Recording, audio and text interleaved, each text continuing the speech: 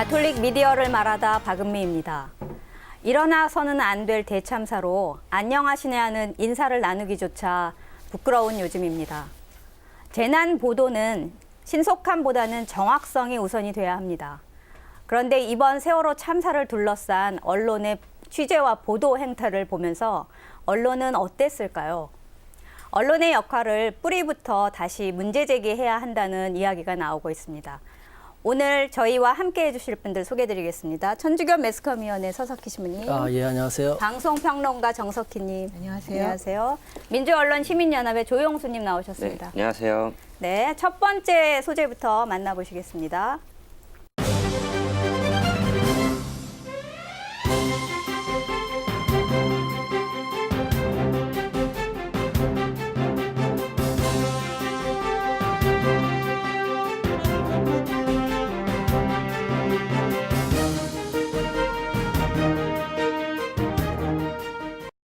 네, 어떤 말로도 참 표현하기 어려운 참사 상황인데요. 많은 국민들이 이미 많은 고통을 받고 있는데 우리 프로그램에서 다루는 것이 자칫 또 한 번의 고통을 드리는 게 아니냐 네. 뭐 이런 걱정이 있기도 했는데요.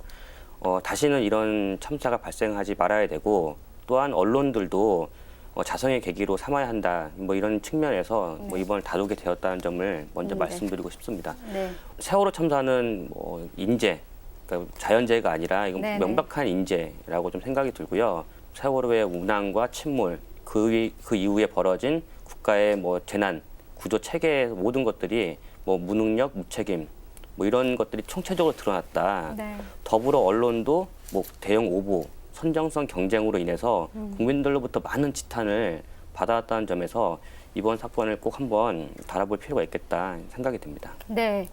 저도 사고가 났다는 소식을 들으면서 저도 출근했거든요. 그랬는데 몇 시간 뒤에 전원 구조라는 소식을 듣고 너무 잘 됐다라고 생각했는데 조금 뒤에 또 그게 오보라는 거였어요. 네, 그 이번 세월호 참사에서 대한민국 언론들이 뭐 대형 오보들이 뭐 속출했다 네. 이렇게 볼 수 있는데 말씀하신 것처럼 뭐 전원 구조 이런 걸로 해서 가족들은 물론 국민들이 400여 명이 타고 있었잖아요. 뭐 전원 구조라고 하면서 안심을 시켰는데 이게 네. 오보였죠. 또 하나가 공기를 주입한다. 네. 에어포켓이라는 말이 많이 나왔잖아요. 이번에 공기를 주입한다 그래서 가족들이나 국민들이 약간 희망을 갖게 되었는데 이게 공식적으로 오보로 판명이 났습니다. 그러다 보니까 공기를 주입하면 어쨌든 간에 더 생존 확률이 네. 높아진 거에 대한 기대감이 굉장히 컸었는데 오보로 판명되니까 가족들이 뭐 불안, 그리고 분노, 그러니까 그게 달했던 그런 그 오보였고요. 또 하나 또 중요했던 것이 18일입니다. 18일 KBS가 오후 4시 반쯤에 뉴스 속보에서 구조 당국이 시신이 뒤엉켜 있는 예, 그런. 네, 있었죠. 그건 발표했다고 하면서 자막으로 떴습니다. 자막으로 지금까지도 떴는데 사과를 안 하고 있잖아요. 네, 이게 안팎의 비난이 엄청나게 강했었고 그러다 보니까 마지못해서 23일 날 어떻게 뉴스 특보에서 어떻게 사과를 했냐면 다소 정제되지 못한 표현으로 논란을 일으킨 점에 대해서 유감이다. 그러니까 명백한 오보이고 그 자체도 굉장히 선정적임에도 불구하고 네. 공식적인 유감이다. 라는 정도로 유감이라는 단어는 그런 데 쓰는 건 아니죠. 그렇죠. 외국에서 많이 뭐 유감이다 뭐 이런 표현 많이 쓰는데 뭐 정치인들이 사과는 정말 하기 싫은데 어떻게든 표현을 할 때 면피하기 위해서 우리는 뭐 사과의 형식을 빌어서 유감이라는 표현을 많이 쓰죠. 근데 네. 그런 표현을 썼고요. 저희가 KBS의 이런 보도들에 좀 집중한 이유가 KBS는 국가재난 주간 방송입니다. 네, 네. 그러니까 사고가 발생하면 누구보다도 빠르고 신속하고 정확하게 보도해야 될 책임이 있는데 다른 언론사와 다르지 않게 이런 오보나 뭐 성쟁성 경쟁에 뛰어들었다는 점에서 특히 공영방송이기도 하잖아요. 네. KBS 이런 보도 태도가 더욱 심각하다라는 것도 있었고 또 하나 오보 중에 하나가 그 MBN 이라는 종합 편성 채널 많이 보실 텐데요. 네. 18일 오전입니다. 민간 잠수부라고 밝힌 홍가희 씨가 네. 밝힌 인터뷰로 어떻게 했냐면 정부가 민간 잠수부들한테 장비도 지원하지 않고 나갔다가 대충 시간 때우고 와라 라는 인터뷰가 나갔습니다. 가뜩이나 정부에 대한 불신이 극심한 상황에서 굉장히 큰 파문을 불러일으켰고요. 그런데 이게 결과적으로 오보로 그 민간 잠수부도 아닐 뿐더러 그 말한 사실 자체도 오보로 판명이 돼서 그 보도본부장이 직접 방송에 나와서 머리를 숙이는 일도 있었습니다. 무분별한 그런 과외 취재도 문제지만은 그 가족들에 대한 어떤 최소한의 인간적인 어떤 양심, 배려 이런 것들이 있었다면 이렇게까지 이렇게 오보가 가지는 않았을 거예요. 그 선정성도 뭐 극에 달했다고 좀 보는데요. 처음에 구조된 단원고 학생을 생방 인터뷰하면서 친구가 죽은 걸 아느냐? 네, 그랬었죠. 라고 물어본다거나 그 부모와 지금 아직 그 확인이 안 된 부모와 오빠를 잃은 6살 아이를 밀착 취재하면서 얼굴이 그대로 막 예. 나간 것도 있었고요. 그러다 보니까 이게 가족들이나 뭐 유가족들이나 뭐 그런 구조에 어떤 도움이가 아니라 그냥 참 자극적인 영상들만 일단 보도하고 보자 뭐 이런 식의 보도들이 좀 난무를 했습니다. 네. 또 하나가 대표적으로 MBC를 좀 짚어야 되겠는데요. 네. 그 16일 당일이죠. 이브닝 뉴스 특보 이브닝 뉴스에서 어떤 게 나왔냐면 보험금과 관련된 보도가 나왔습니다. 사망자들에 대한 네, 그렇죠. 보험금. 아직 사망자도 아직 이제 실종자라고 하죠. 이제 당일이니까 네네. 아직 사망자보다는 실종자들이 있는데 불구하고 그 여행자 보험에 들었는데 과연 얼마씩 나올 것이냐 이걸 굉장히 자세하게 좀 보도를 했는데요.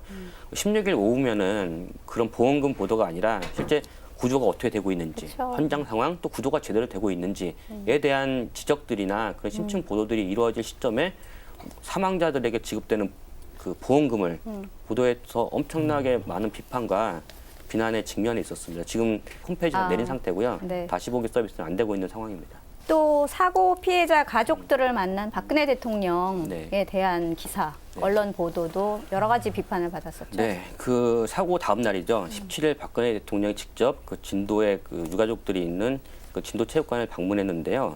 관련해서 KBS 보도 한번 보시죠. 네. 박근혜 대통령이 체육관에 들어서자 실종자 가족들의 오열이 더 커집니다. 곳곳에서 쇄도하는 질문에 일일이 답을 해줍니다.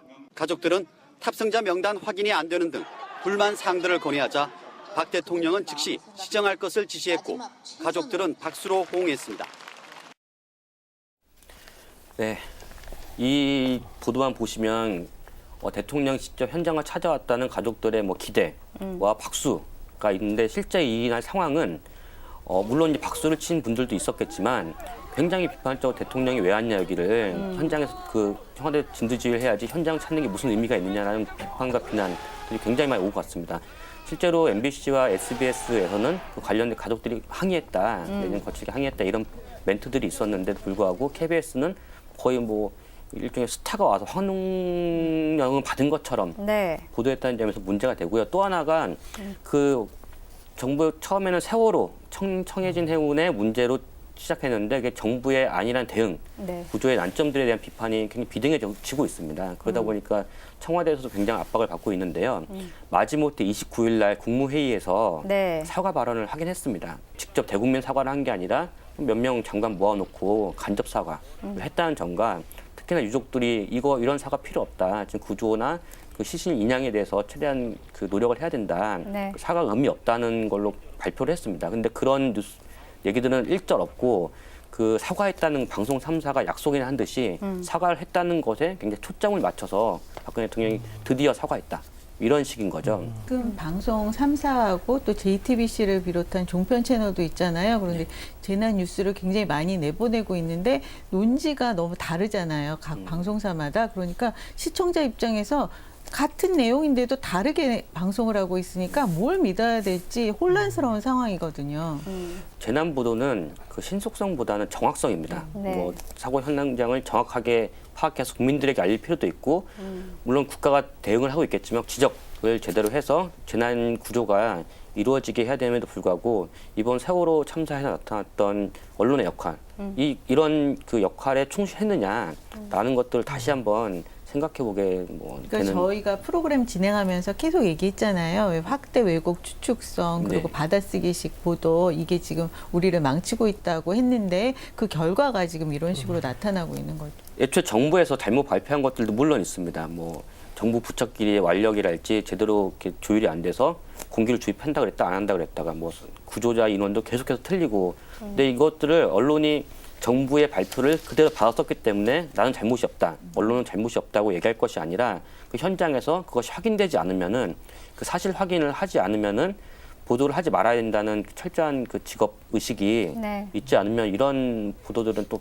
계속 정부 발표를 했기 때문에 자신들 핑계를 대는 거죠. 특히 KBS는 아까도 말씀하셨듯이 재난 보도 방송 채널이라고 네. 하셨잖아요. 그런데 이제 KBS가 그런 역할을 제대로 못하고 있다는 것에 대한 국민들의 실망감이 더 커져 있는 것 같은데요. 네. 그러다 보니까 실제 그 진도 현장에서는 뭐 기자들의 핸드폰이 뭐 가족들이 뺏어서 바다에 던져버린다거나 네. 아니면 뭐 노트북, 촬영 장비들 시간이 지나면서 취재 거부도 이어지고 있고 진도 체육관 1층에는 기자들이 아예 내려오지 못하는 2층에서만 원거리 취재하고? 촬영만 하고 있는 상황이 계속 진행되고 있고요. 네. 이번 사건만큼 뭐 여러 가지 사안의 비판 지점이 많았지만 당사자들이 이렇게 극심하게 반발하고 뭐 취재 거부에 나서고 했던 사건은 또 찾아보기도 어려울 것 같습니다. 이번 이 세월호 참사를 겪으면서 이 보도와 관련된 가이드라인이 네. 만들어졌다. 그런 소식이 최근에 들려왔거든요. 구의 지하철 네. 참사 사건 때 때도? 그때 이미 만들어졌는데 그게 지켜지지 않고 있는 네, 거죠. 네, 네.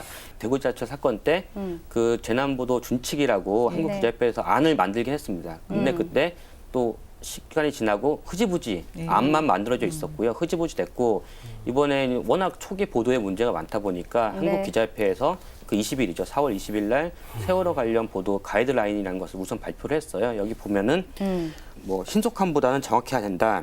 취재와 인터뷰는 신중해야 하며 유가족과 실종자 가족 입장을 충분히 네. 배려해야 된다라고 10개항을 발표했고요. 더불어서 빠른 시간 안에 2003년도에 좀 흐지부지 됐던 재난보도 준칙을 다시 빠른 시간에 제정하겠다라고 발표를 했습니다. 근데 문제는 뭐냐면 이 재난보도 준칙이 마련된다 하더라도 강제할 수단이 없다는 거죠. 그러니까요. 해외처럼 뭐 오보가 있거나 외국 보도가 있었을 때 기자 당사자는 물론 그 책임자까지 옷을 벗겠다는 뭐 벗긴다든지 아니 자진 사퇴를 한다는 그런 뭐 강제 규정이 없는 상황에서 지금도 SBS와 KBS도 재난보도 준칙이 내부적으로 있긴 합니다. 그럼에도 불구하고 이런 보도가 나온다고 했을 경우 나오고 있는데 언론사 내부적으로 철저한 교육, 그러니까 문서로 존재하는 것이 아니라 철저한 교육 그리고 그것이 잘 지켜지지 않았을 때 어떻게 책임을 지울 것인가에 대한 것도 규정도 있어야지 일종의 강제력이 같이 덧붙지 않으면은 또 말 그대로 준칙은 있을 때 지키지 않는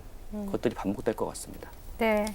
신부님께서도 이번 이 참사 보도를 보시면서 좀 굉장히 속상하시고 정말 당황하시고 그러셨을 텐데 그렇죠. 예. 언론의 역할에 대해서 조금 이제 마무리로 한번 이야기 좀 해주시죠. 원래 그 언론은 권력을 감시하고 비판하는 기능이 있죠. 그렇죠. 그래서 어떤 그 힘 있는 자들이 어떤 것을 조작한다든가 문제가 있을 때는 그걸 그냥 겉으로만 이렇게 보도하지 않고 심층적으로 탐사하고 취재하고 네. 끝까지 이렇게 물고 늘어지는 근성 같은 게 분명히 있죠. 근데 문제는 뭐냐면 이 언론이 그렇게 보도하는 형태가 그렇게 되어지지 못했을 때 왜 그렇게 되어지지 못하는가에 대한 이 언론의 보도 형태에 대한 그 보도 자세에 대한 심층 취재라든가 탐사 비평? 취재가 별로 없다는 거. 그러니까 비평 뭐 프로들이 있긴 있어요. 뭐 자사 방송사에서 운영하는 그 비평 프로그램이 있지만 이 비평 프로그램들이 그냥 그 권고 수준에서 이렇게 했으면 좋겠다, 저렇게 했으면 좋겠다라고 하는 그런 정도에서 변죽을 울리는 정도지. 네. 실제로 왜 이런 식으로밖에 보도를 하지 못하는가에 대해서 심층적으로 다가가고 왜 그렇게 되지 못하는 원인들을 찾아내고 그랬을 때 거기에 따른 어떤 대책이랄까? 말하자면 어떤 경우는 방송을 더 이상 중단하게끔 한다든가 어떤 구속력을 가지고 있지 않다는 거죠.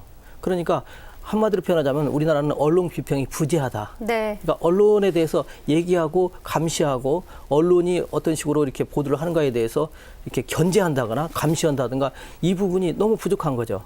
항상 이 미디어 비평 프로를 저도 이렇게 참여하면서 느끼는 바지만 어떤 구속력도 없는 상태에서는 모두가 하는 얘기들은 권고 수준에서 그냥 변죽만 올리는 거고 앞으로 계속해서 이것은 계속되리라는 거죠. 분명하게 비판하고 거기에 대한 나름대로 어떤 책임과 그다음에 또 어떤 그 결과를 물을 수 있는 그런 시스템이 도입돼야 되겠다는 그런 생각을 하게 돼요.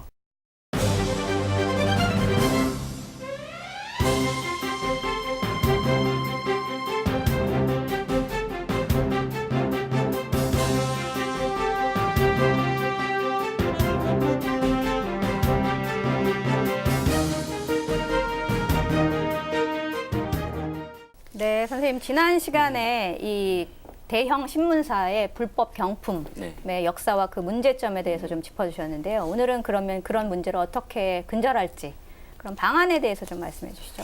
네, 우선 가장 중요한 게 실제 신문을 본 독자들의 인식 변화가 전환이 절실한데요. 네. 왜냐하면은 그 거대 언론사들이 이 불법 경품을 근절하겠다 자정의 노력이 있기는 어려운 상황이기 때문인데요. 예를 들어 내가 불법 경품을 받음으로써 얻는 그 작은 경제적 이익 때문에 실제로 신문 시장 전체 질서를 흐트러뜨리고, 또 하나가 이런 불법 경품으로 인한 매수 행위로 과도한 영향력을 행사하는 언론들이 있는 한 민주 질서가 제대로 지켜지기 어렵다는 점을 좀 잘 인식하시는 게 네. 중요할 것 같습니다. 거대 신문사의 자정 노력이 아마 기대하기 어렵다라면 제도적으로 뭔가 단속하는 그런 것도 필요하지 않을까요? 네, 지금 그 신문 시장의 불법 경품을 단속하는 주무기관은 공정거래위원회입니다. 이런 공정거래위원회가 제대로 된 활동을 벌이지 않고 있기 때문인데요. 말씀드렸듯이 기업들한테 굉장히 무서운 경제 검찰의 네. 역할을 하고 있지만, 유독 그 거대 신문사들의 불법 경품에 대해서는 이렇다 할 제대로 된 그 규제나 단속을 하고 있지 못한 게 현실입니다. 그래서 이런 제도적인 장치는 마련돼 있으나 그건 실제 사람이 하는 거잖아요, 제도는. 그래서 공정거래위원회가 제대로 단속과 그다음에 규제를 해야 된다고 주장하고 있는 것입니다. 네. 포상금이나 뭐 네. 이런 기재를 한다고 아무리 해도 네. 사실은 그런 것도 뭐 원활하지 않을 테니. 그 전에 왜 운전자 교통위반 단속을 위한 차파라치가 있으면서 더 문란해졌었잖아요. 그래서 문제가 많았었는데, 그런 이제 뭐 포상금 제도라는 건 사실 의미가 없을 것 같고요. 진짜 당국이나 언론의 역할이 더 중요하다는 생각이 들어요. 그렇죠. 포상금 제도가 이제 차파라치 같은 경우는 남이 찍어서 이제 뭐 쓰레기나 그렇게 하는 건데, 포상금 같은 경우는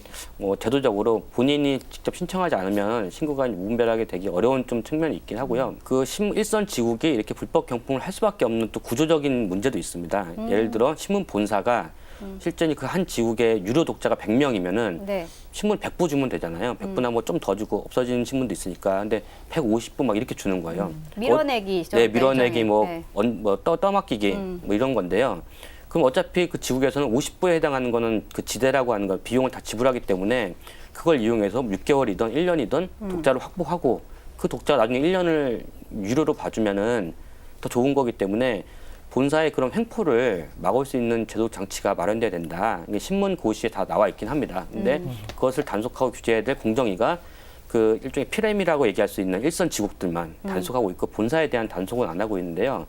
실제 저희가 활동하고 있는 민주언론시민연합에서 2003년도에 그 조중동 본사 3곳을 공정거래위원회에 제소를 했습니다. 민원 네. 신청을 했고 결과가 나왔는데요. 네. 뭐 조선일보에는 2억 뭐 400만 원, 중앙일보, 동아일보는 약 1억 700여만 원 정도의 과징금이 매겨졌습니다. 근데 이게 되게 큰 돈이긴 하지만 신문사 본사 입장에서 보면은 크지 않은 돈일 수도 있습니다.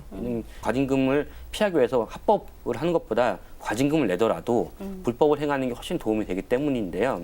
이런 꼭 과징금의 액수를 무조건 올려라 말할 수는 없긴 하지만, 일상적인 단속과 규제가 진행된다면은 신문 시장의 불법 경품은 어느 정도 근절될 수 있다, 이렇게 보고 있습니다. 네. 누구보다 깨끗해야 할 언론이 과징금을 그냥 내는 게 낫다 이렇게 생각한다는 게 어이가 없죠. 그렇죠. 이제 언론이라는 문화산업, 여론산업의 특수성이 있음에도 불구하고 불법으로 독자를 매수한다. 그러니까 독자들이 이제 보통 시민들이 신문 공짜로 보는 거 아니냐, 너 얼마 줄래? 1년 줄래? 6개월 줄래? 네. 상품권 얼마 줄래? 얘기하는 것 자체가 언론으로서는 좀 모욕이 될 수도 있겠다. 이렇게 보고 있습니다. 매수를 당하는 독자들도 나름대로는 책임이 분명히 있죠. 그렇죠. 그냥 나는 그냥 듣기만 하는 존재고, 나를 그냥 변화되어지는 그런 존재로서가 아니고, 이제는 잘 판단하고 선별하고 이런 부분도 우리 독자들한테 주어져야 되는 하나의 어떤 의무라는 생각이 들어요. 독자가 이런 불법 행위에 대해서 보다 적극적인 고발, 비판이 있다면 조금 언론사도 달라지지 않을까요? 신문을 중간에 뭐 이사나 뭐 여러 가지 이유로 끊을 수도 있잖아요. 논조가 마음에 안 든다, 네. 이런 경우도 있는데 끊기가 굉장히 어렵습니다. 어렵죠. 뭐 욕설, 전화를 통해서 욕설은 기본이고, 뭐 집에 협박하고요. 집에 네. 찾아와서 동네 창피하게 행패를 부리는 경우도 있는데요. 이게 바로 그 무료라는 덫에 걸린 겁니다.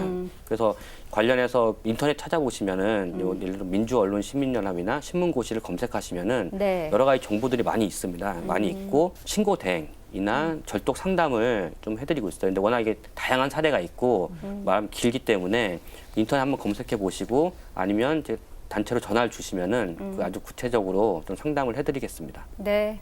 이번 참사를 겪은 단원고의 한 학생은 기자가 되는 게 꿈이었다고 합니다. 그런데 이번 참사 보도를 하는 언론의 행태를 보면서 기자의 꿈을 접었다고 합니다. 언론 스스로도 자괴감 그리고 자성의 목소리를 내기도 합니다. 그런데 이번 반성이 좀 더 길게 그리고 정말 깊이 있는 반성이 되기를 기대해 봅니다. 2부에서 만나 뵙겠습니다.